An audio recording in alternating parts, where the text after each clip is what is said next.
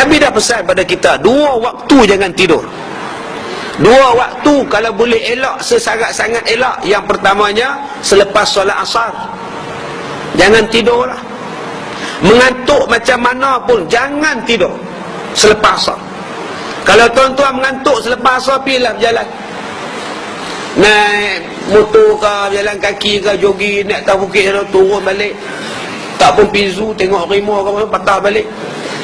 Jangan tuan-tuan tidur. Kerana tidur selepas asar ini alamatul junun, tanda-tanda nak jadi gila.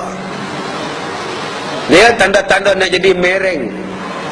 Dia balik sekolah pukul 5, mengantuk sangat, dia lari atas katil, dia lompat, dia tidur. Mak pun buka pintu, ya Allah, nak dara dia tidur. Biarlah, kata suami. Letih tu, kau kerekelam, kata dia. Pukul 7 baru bangkit. Malam, 7 malam bangkit. Menung. Dia pergi semayang. Mayang. Rakaat yang kedua, Allahumma hdini fiman hadai. Mak main mengendak. Hoi, kamu semayang apa? Subuh lah. Subuh apa maghrib? Astagfirullahaladzim. Berapa ramai tuan-tuan yang jadi mereng. Dia perasan 7 tu 7 maghrib, bukan 7 subuh, bukan 7 maghrib. Sebab tu Nabi larang tidur waktu maghrib, tidur waktu asar, selepas asar.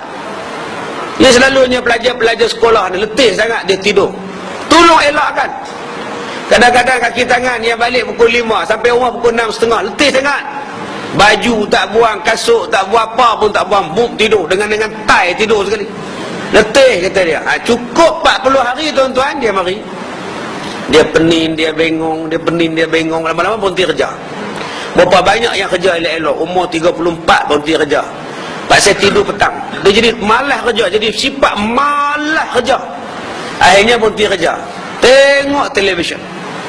Umur 30 tengok Ultraman lagi. Ya, dia tengok televisyen, bangkit tidur, tengok TV, makan tidur, tengok TV, makan tidur. Dia berhenti kerja. Dia akan jaga tengah malam. Pukul 1 dia jaga, 2 pagi dia jaga, 3 pagi dia jaga, 4 pagi dia jaga. Dekat subuh dia tidur. Dia tidur tu sampai pukul 12 tengah hari. 12 tengah hari dia bangkit basuh muka, makan nasi. Kemudian tengok TV. Sampai pukul 5 tidur pula. Pukul 9 malam jaga. Gitulah hidup dia. Tuan-tuan tengok orang macam ni. Orang macam ni tuan-tuan, dia jadi gila. Dia gelak seorang-seorang, dia senyum seorang-seorang. Puncanya apa? Selepas asar. Tolong jangan tidur selepas asar. Bagi orang perempuan yang tidur selepas asar, kebanyakan paha dia akan digigit. Ada digigit di paha tu warna biru, digigit di paha dia warna hitam. Cuba buat kalau tak percaya. Orang perempuan kalau tidur lepas asar, tu pun tengok dia kena lebam-lebam. Dia tanya kat suami dia, abang gigit kan ni? Apa kepedak guna gigit hang? Orang puasa ni, tunggulah buka puasa, dia kata. Hai, menatang lain tu tuan, pergi ke doktor. Doktor kata akak ni kencing manis ni, lebam-lebam ni sebab darah tak berjalan. Jadi bila darah tak berjalan, dia akan menjadikan macam lebam. Jadi akak tak perlu risau, kita sapu lotion saja, kata dia. Ini kata doktor. Doktor tak kata gitu. Tu tuan ambil tu teropong dekat paha ada 5 lubang di situ. Ada 5 lubang tu. Dia kata kencing manis. Tuan-tuan kata kencing manis. Kencing manis tuan-tuan pun suka tak dia 4, 3, 4, 5 elok lah tu. Lain kalau 50. Kata larang nak baca. Pukul 7 suku dia main satu perempuan bawa air. Tolong jampi ustaz, kenapa muak saya kencing manis ustaz?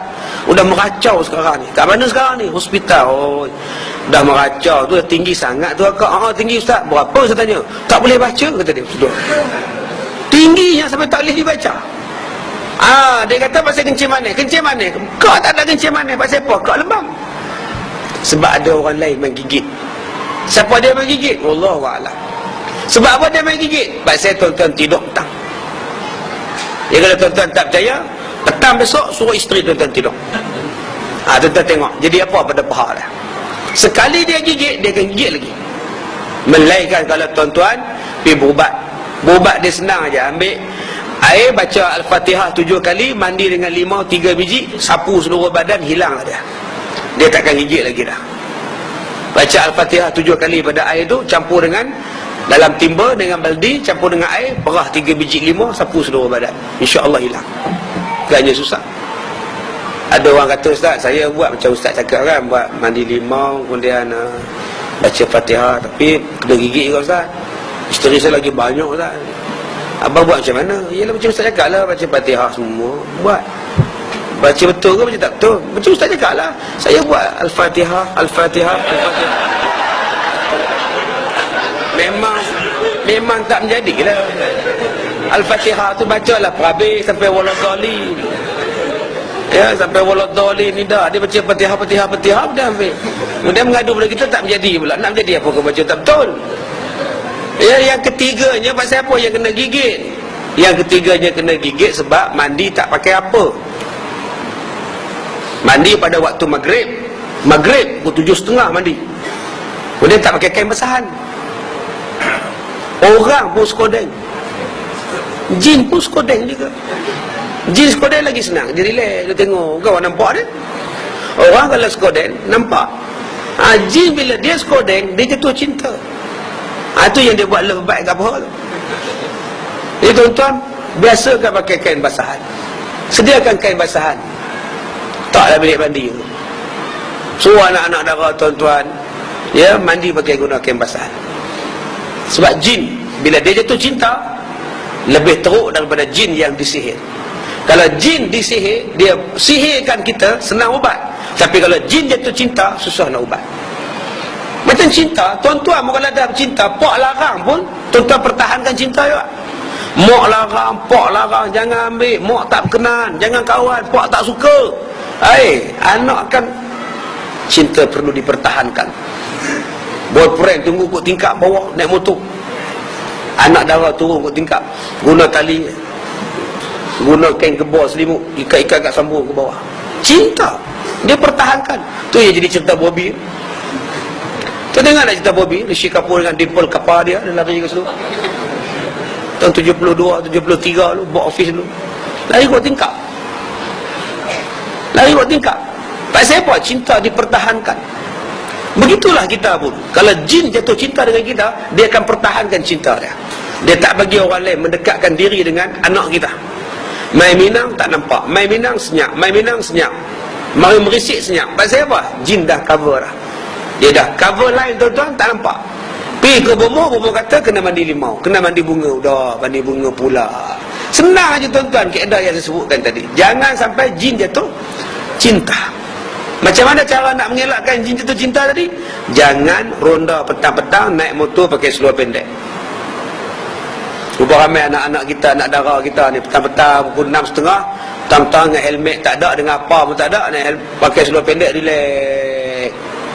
Kadang-kadang petang-petang duduk depan rumah, duduk dalam longkang, seorang bawa longkang, seorang tak longkang, duduk Tiada nas yang jelas menghalang seseorang untuk tidur selepas subuh, oleh itu, hukum tidur selepas subuh kekal harus kerana tiada dalil yang menghalangnya. Hadis-hadis yang menceritakan tentang larangan serta cemuhan bagi mereka yang tidur selepas subuh tidak terlepas dari kritikan sama ada terlalu lemah statusnya ataupun bertaraf palsu. Oleh itu, tiada halangan bagi mereka yang ingin tidur selepas subuh, namun yang terbaiknya adalah dengan meninggalkannya berdasarkan hadis-hadis yang menunjukkan kelebihan menghidupkan waktu selepas subuh. Pernah ditanyakan kepada Al-Imam Malik rahimahullah mengenai tidur selepas solat subuh, maka jawab Al-Imam Malik, "Aku tidak mengetahui akan pengharamannya." Disebutkan bahawa bumi mengeluarkan bunyi yang kuat dari tidurnya ulama pada waktu duha kerana takut mereka lalai pada waktu tersebut. Makanya, tidak menjadi satu kesalahan bagi mereka yang bekerja malam dan terpaksa tidur pada siangnya selepas subuh kerana telah menjadi sebahagian dari tugasnya untuk bekerja pada waktu malam lalu berehat pada waktu paginya demi menjalankan tugas pada keesokan malamnya pula. Hadis Rasulullah yang melarang tentang tidur selepas asar adalah tidak sahih, manakala keterangan dari para ulama salaf yang melarang itu, maka ia dibawa pada kemakruhan, tidak disukai dari sudut kesihatan bukan dari sisi syariah. Dikatakan, kalangan bangsa Arab dahulu merasakan tidur selepas asar mendatang keburukan pada tubuh serta mendatangkan penyakit, maka dengan itu ia dimakruhkan dan bukan bersandarkan sunnah atau syariah. Oleh yang demikian, jika ia benar-benar mendatangkan bahaya sebagaimana disahkan oleh pakar kesihatan, maka ia tidaklah boleh dilakukan, akan tetapi jika ia sememangnya perlu untuk tidur pada waktu tersebut, atas kerana keperluan dan tidak mendatangkan keburukan, maka tiada masalah untuk mengamalkannya, wallahu alam.